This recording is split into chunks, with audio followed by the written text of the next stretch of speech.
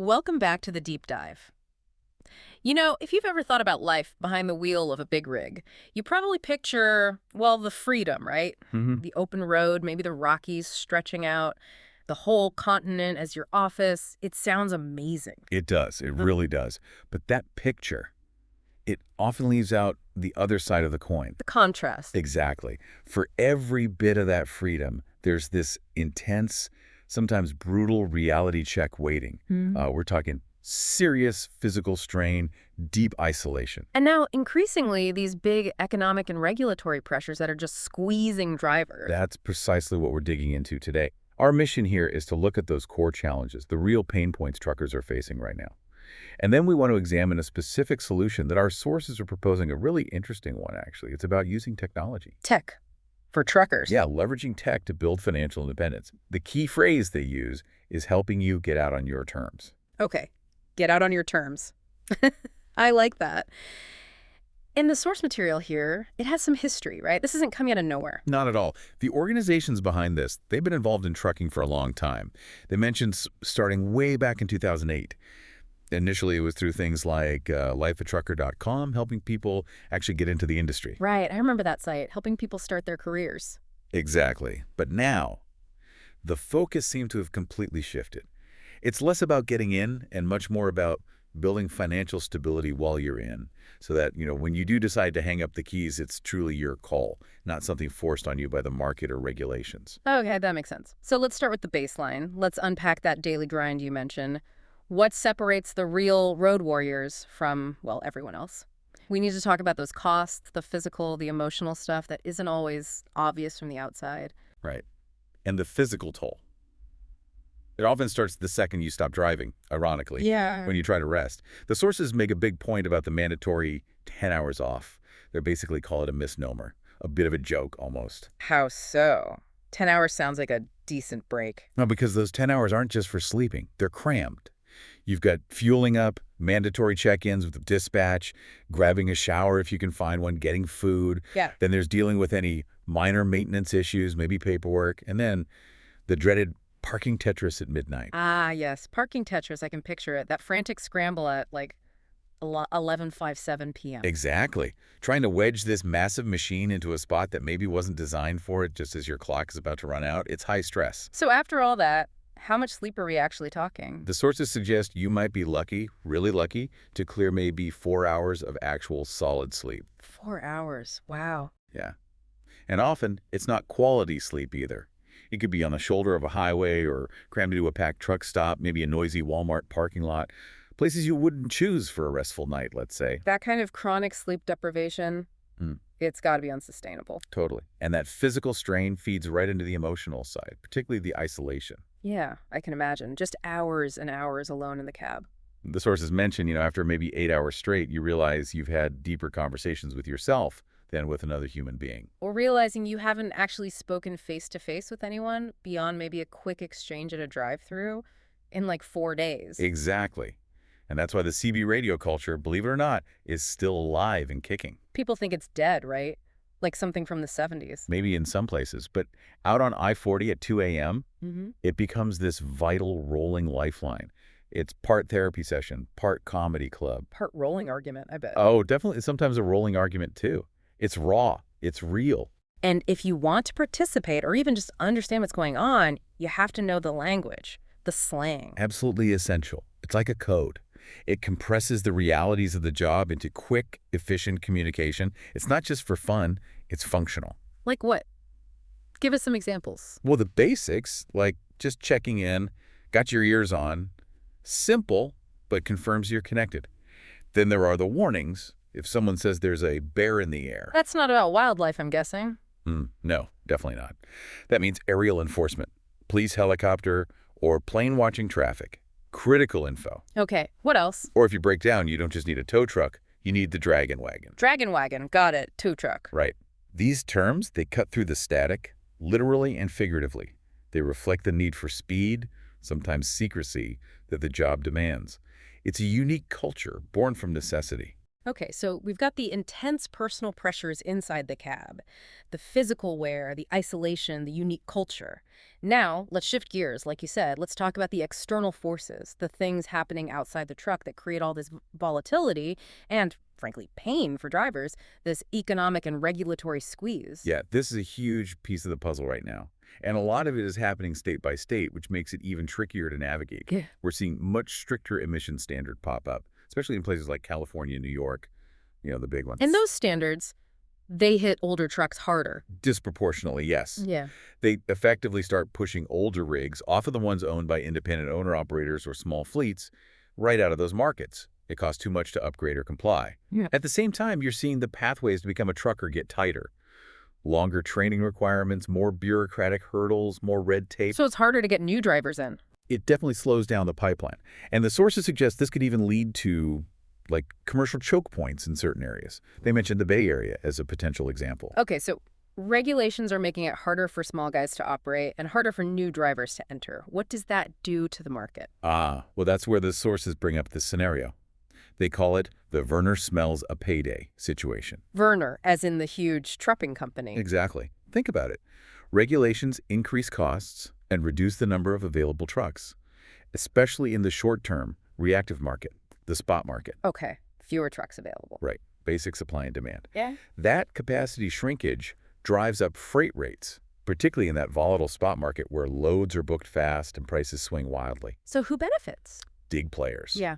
Large carriers like Werner, they have the scale, the newer equipment, the financial cushion to absorb those compliance costs. They weather the storm and then tows it.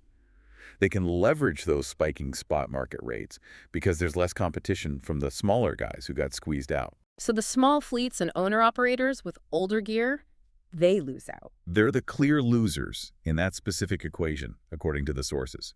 It creates this dynamic where regulation, even if well-intentioned, ends up concentrating market power. It almost sounds, are the sources implying these regulations, even the ones sold as safety or environmental measures, have a kind of built-in anti-small business effect, maybe even intentionally? They certainly present that implication pretty strongly. They frame this regulatory environment less as just rules and more as a high-stakes competitive weapon used by the giants. Wow. Okay. And the pressure doesn't stop with just the regulations themselves, right? Yeah. What about enforcement? No, enforcement is another major stressor. The sources even use this striking analogy comparing some DOT inspectors to Marvel villains. Seriously, Marvel villains. Yeah, like a Thanos the out-of-service snapper who could just wipe out your whole week, your income, with one violation, maybe even a small technicality. Okay, I can see how that would feel. Or they mention Red Skull, the rule worshiper, the inspector, who seems to have memorized every single line of the Green Book, which is the DOT's massive rule book, and applies it with absolute zero tolerance. So the issue isn't necessarily safety itself, but maybe the lack of consistency or perceived rigidity. That seems to be the core complaint cited. It's the feeling of unpredictability, the lack of leeway. And this environment just hammers home why drivers need protection. Knowing your equipment inside and out, keeping meticulous records, it's not just good practice, it's survival.